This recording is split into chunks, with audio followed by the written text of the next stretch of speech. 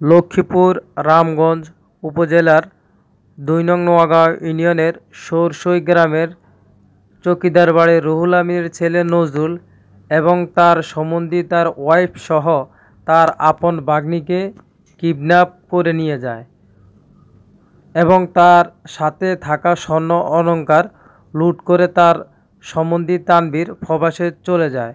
কিছু স্বর্ণ থাকার পর তার হাতে থাকা ২টি রুলি সহ এবং আরও কিছু স্বর্ণ থাকে। সেই স্বর্ণগুলো তার বড় সম্বন্ধী তানজির গাড়ি থেকে নিয়ে যায়। এই বিষয়ে একটি কল রেকর্ডিং শুনুন তার ভাগ্নির মুখ থেকে। এডি মানে আর সাথে দাম বেশি তো শর্ট করলে তো বুঝেন না, এডি কবিরাজের খন্দকার, তাহলে আবার অন্য কোনো সমস্যা করতে চাইবো। আর কোনো কইবেন কি যে তোর অমন্তি গাড়ি বইছে হিন্দি ভাষা কথা কইছে। হ্যাঁ,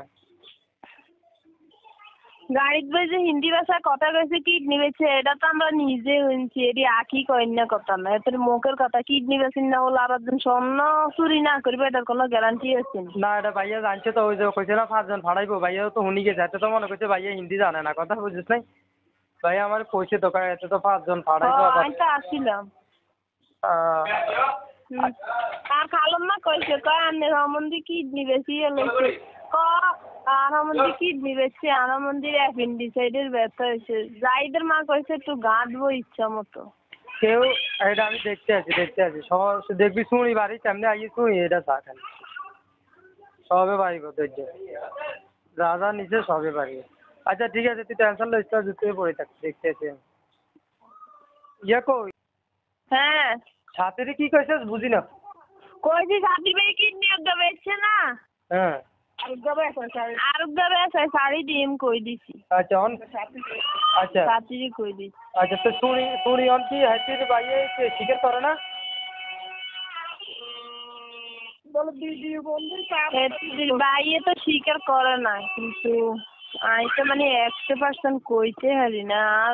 সন্দেহ বেশি, ধরেন 80% হেতের উপরে লাগে। আপনার জাহাঙ্গীর ভাই আর লগে যাতে আসিল এই বেটা তার ব্যাগে দাঁত দিয়ে আটে না, কিন্তু এই ব্যাগ একবার গাড়ি থুই হেতারা জন ওই লিটন লই বাড়ে গেছে তখন হিট তো লইছে না। আমি কইছি থাক ভাই এতারে হিট দেন না, এই বেটার কোনো কইছে এটা কোন আনলে আই আবার গাড়িতে বাড়িতে আনলে আবার ভাইয়া কোন আনি তোকে দর দিলেই কিছু করতে পারি না। আন্না আবার লাইনে আসছিলেন না তখন আমি গাড়িতে বাড়িছি, এই মা দাস্তদা ছিল গাড়ির ভিতরে, আমি ব্যাগ ছিল বাড়িছি আর এই সময় হুশ আসছিল না, এই ব্যাগ আতর লই বাড়িতে আমার হাসছিনি, ব্যাগ আসিল গাড়িত, এই ব্যাগ আসিল গাড়িত।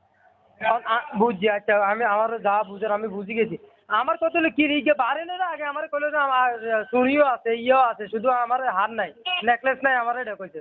আমি তো 100% শিশু, আমি তোর মারা পর্যন্ত টেলিফোন দিয়ে কইছি চুড়িও আছে, পরে আবার তুই এটা কইছে তোর না আমার মাথার মধ্যে আমি কি রে করে চুড়ি নেই। তোর যখন রাতে 2টার দিকে আমি ফোন দিতে তুই চুড়ি নেই, তাই তো আমার মাথা খারাপ হয়ে যায়, আমি কি রে কর।